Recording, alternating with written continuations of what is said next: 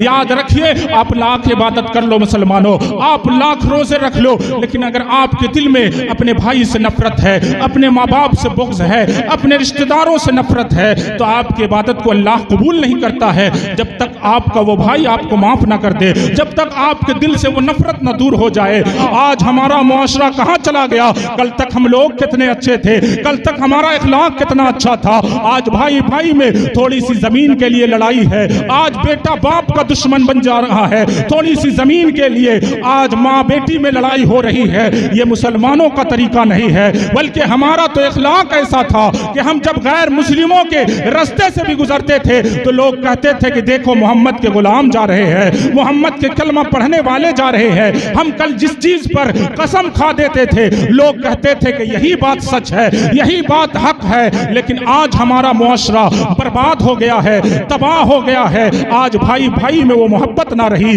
آج بیٹا باپ کا وہ احترام نہیں کرتا ہے، آج بیٹی ماں سے وہ محبت نہیں کرتی ہے۔ مسلمانوں ضرورت ہے اسی دور میں پلٹنے کی جس دور میں بھائی بھائی سے محبت کرتا تھا، جس دور میں ہم ماں باپ کا بہترین احترام کرتے تھے، جس دور میں ہم بزرگوں کی خدمت کیا کرتے تھے، جس دور میں ہم بڑوں سے ادب سے بات کیا کرتے تھے، جس دور میں ہم بچوں سے شفقت سے بات کیا کرتے تھے۔ واقعہ بیان کیا گیا ہے کہ اللہ کے ایک ولی اللہ سے سوال کرتے ہیں کہ یا اللہ ذرا بتا تو صحیح اس وقت تیرا سب سے پیارا بندہ کون ہے، اس وقت تیرا سب سے محبوب بندہ کون ہے، اس وقت کون وہ بندہ ہے جس کو تو سب سے زیادہ محبت کر رہا ہے، جس سے تو سب سے زیادہ پیار کر رہا ہے؟ تو وہ اللہ کے ولی تھے، ہمارے جیسے ہوتے تو شاید جواب نہ آتا، اللہ کے ولی تھے۔ غیب سے ایک آواز آتی ہے، اے میرے پیارے بندے فلاں جگہ پہ ایک بازار ہے، اس بازار میں کونے پر ایک چھوٹی سی کپڑے کی دکان ہے، اس کپڑے کی دکان میں ایک سادہ سا انسان بیٹھا ہے،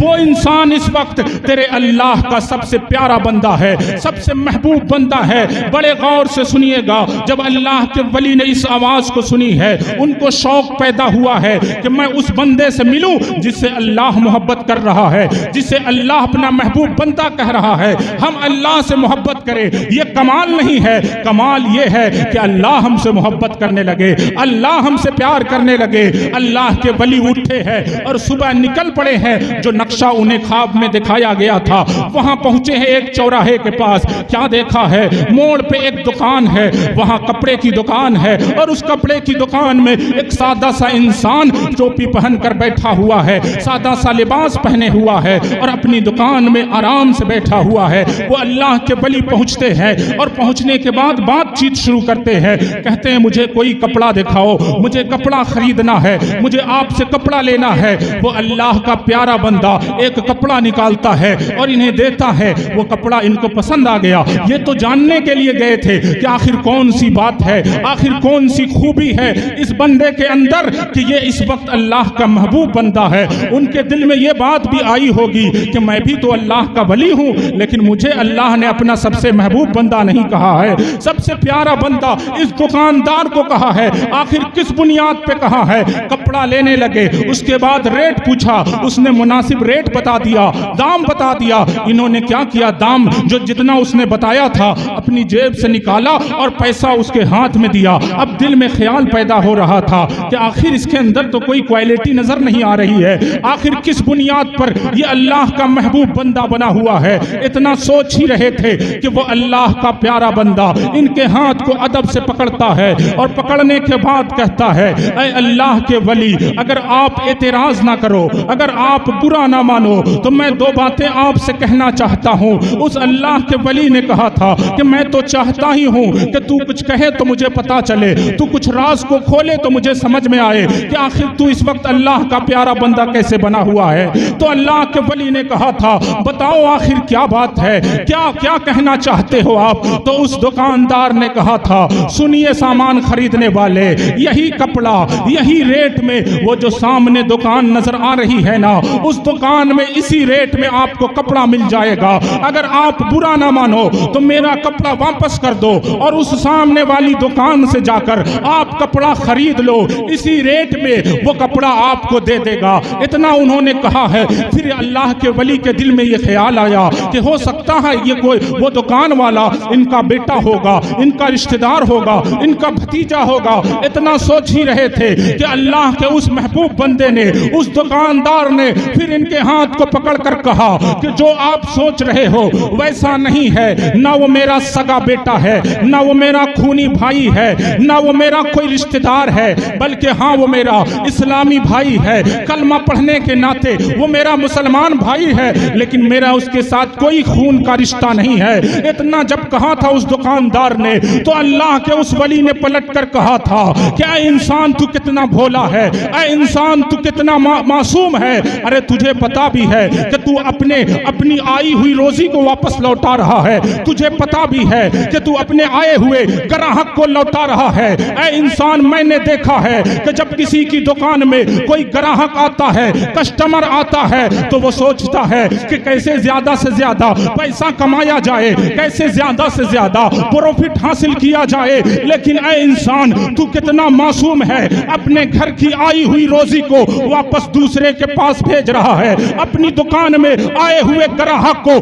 کسی اور کے پاس بھیج رہا ہے، اور نہ تو وہ تیرا رشتہ دار ہے، نہ تو وہ تیرا بیٹا ہے، نہ تو وہ تیرا بھائی ہے۔ آخر کیوں تو اپنا نقصان کروانا چاہتا ہے؟ کیوں تو اپنا کپڑا نہیں بیچ کر سامنے والے کا کپڑا بیچوانا چاہتا ہے؟ تو اس اللہ کے محبوب بندے نے بڑے غور سے سنیے گا، آج ہمارا معاشرہ کہاں چلا گیا؟ کل تک ہم لوگ کتنے اچھے تھے، کل تک ہمارا اخلاق کتنا اچھا تھا، آج بھائی بھائی میں تھوڑی سی زمین کے لیے لڑائی ہے، آج بیٹا باپ کا دشمن بن جا رہا ہے، تھوڑی سی زمین کے لیے آج ماں بیٹی میں لڑائی ہو رہی ہے۔ یہ مسلمانوں کا طریقہ نہیں ہے، بلکہ ہمارا تو اخلاق ایسا تھا کہ ہم جب غیر مسلموں کے رستے سے بھی گزرتے تھے تو لوگ کہتے تھے کہ دیکھو محمد کے غلام جا رہے ہیں، محمد کے کلمہ پڑھنے والے جا رہے ہیں۔ ہم کل جس چیز پر قسم کھا دیتے تھے لوگ کہتے تھے کہ یہی بات سچ ہے، یہی بات حق ہے، لیکن آج ہمارا معاشرہ برباد ہو گیا ہے، تباہ ہو گیا ہے۔ آج بھائی بھائی میں وہ محبت نہ رہی، آج بیٹا باپ کا وہ احترام نہیں کرتا ہے، آج بیٹی ماں سے وہ محبت نہیں کرتی ہے۔ مسلمانوں ضرورت ہے اسی دور میں پلٹنے کی جس دور میں بھائی بھائی سے محبت کرتا تھا، جس دور میں ہم ماں باپ کا بہترین احترام کرتے تھے، جس دور میں ہم بزرگوں کی خدمت کیا کرتے تھے، جس دور میں ہم بڑوں سے ادب سے بات کیا کرتے تھے، جس دور میں ہم بچوں سے شفقت سے بات کیا کرتے تھے۔ بہرحال جب انہوں نے کہا تھا کہ تو اپنے گھر کی روزی کو دوسرے کے پاس کیوں بھیجنا چاہ رہا ہے، تو اس اللہ کے محبوب بندے نے کہا تھا کہ اے اللہ کے ولی، دراصل بات یہ ہے کہ صبح سے لے کر اب شام ہونے والی ہے، صبح سے لے کر شام گزرنے والی ہے، صبح کے بعد سے لے کر اب تک میرے پاس اتنے گراہک آ چکے ہیں، اتنے کسٹمر آ چکے ہیں، میرا اتنا کپڑا بک چکا ہے کہ جب میں گھر پلٹ کر جاؤں گا اور میرے بچے میرے قدموں میں لپٹیں گے، میرے بچے میرے جھولے کو کھول کر دیکھیں گے، تو میں ان کے لیے کچھ تحفہ لے کر جاؤں گا، میں ان کے لیے چاکلیٹ لے کر جاؤں گا، میں ان کے لیے مٹھائیاں لے کر جاؤں گا۔ اللہ نے مجھے آج اتنا رزق دے دیا ہے کہ میں شام کو اپنے گھر پہ کھانا لے کر جاؤں گا، کھانے کا انتظام کر کے جاؤں گا، لیکن اے اللہ کے ولی، صبح سے شام گزرنے والی ہے، میں کیا دیکھ رہا ہوں کہ میرا وہ بھائی صبح سے بیٹھا ہوا ہے، شام ہونے والی ہے، میں کیا دیکھ رہا ہوں، سامنے والی دکان والا میرا بھائی ہر مسافر کو دیکھتا ہے، بڑی امید سے دیکھتا ہے، بڑی حسرتوں سے دیکھتا ہے کہ کاش کوئی میری بھی دکان آئے، میرے بچوں کے کھانے کا بھی انتظام ہو جائے، کاش میری دکان سے بھی کوئی کپڑا لے اور میں بھی جب پلٹ کر جاؤں تو میرے بچے بھی جب میرے قدموں سے لپٹے تو میں ان کو ناراض نہ کروں، میں ان کو مایوس نہ کروں، بلکہ میں بھی کچھ تحفہ ان کو دے دوں۔ وہ انسان کہتا ہے کہ میں تو جاؤں گا، میرے بچے خوش ہو جائیں گے، لیکن مجھے ڈر ہے، مجھے افسوس ہے، مجھے اس بات کا افسوس ہے کہ کہیں میرا بھائی جس کی سامنے دکان ہے، جس کے یہاں آج ایک بھی گراہک نہیں آیا، کہیں ایسا نہ ہو کہ وہ جب گھر پلٹ کر جائے اس کے بچے دروازے پر جب اس کا راستہ چھیک کر کہے کہ بابا جان آپ نے میرے لیے کیا لایا ہے، آپ نے میرے لیے کیا تحفہ لایا ہے، تو اس کا باپ انہیں کیا جواب دے گا؟ اس لیے میں چاہتا ہوں اے اللہ کے ولی کہ جس طریقے سے جب میں شام کے وقت گھر پلٹ کر جاؤں تو میرے بچے خوش خوش ہو جائے, میری بیوی خوش ہو جائے, اسی طرح سے میں مسلمان ہونے کے ناطے یہ سوچتا ہوں کہ اگر اس کے دکان سے بھی بکری ہو جائے گی تو وہ بھی جب پلٹ کر جائے گا تو اس کے بچے بھی خوش ہو جائیں گے, اس کے گھر والے بھی خوش ہو جائیں گے, اس کی اہلیہ بھی خوش ہو جائے گی, اور جب اس کے گھر والے خوش ہوں گے تو میرا نبی بھی خوش ہو جائے گا, میرا اللہ بھی خوش ہو جائے گا, میری دنیا بھی کامیاب ہو جائے گی, میری آخرت بھی کامیاب ہو جائے گی.